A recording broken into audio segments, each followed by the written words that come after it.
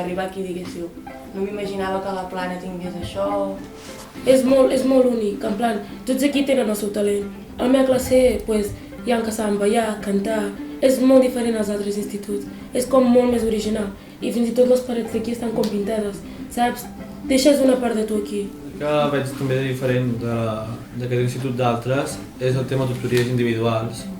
Que, per exemple, en altres instituts un tutor té 25 alumnes i a vegades no pot estar per tots i que un sol profe tingui 10, tens l'avantatge que amb aquell profe pot ser més confident, que té més temps per anar-vos agafant un cop per setmana.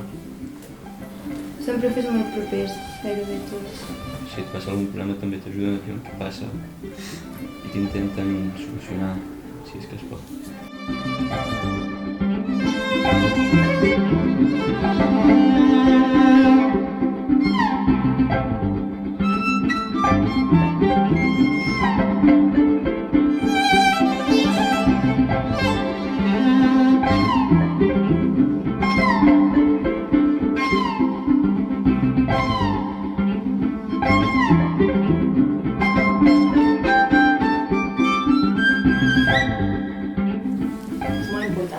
O sigui, teniu veu en aquest sentit?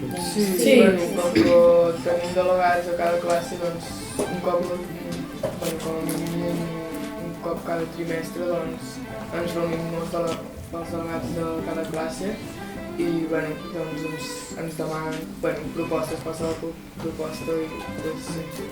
I realment sentiu que us escolten? Sí.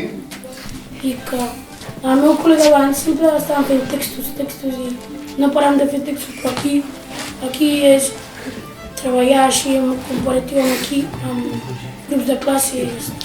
Jo havia com 4 projectes, ara el primer, com és la Plana Camino, un altre és més de llengua i també hi ha una que l'han afegit aquest any que parla sobre un musical que ara l'estem fent i també és molt divertit perquè passa molt amb l'altra classe, quan te sentes amb la taula de 4 persones també hi ha de ser, quedes allà.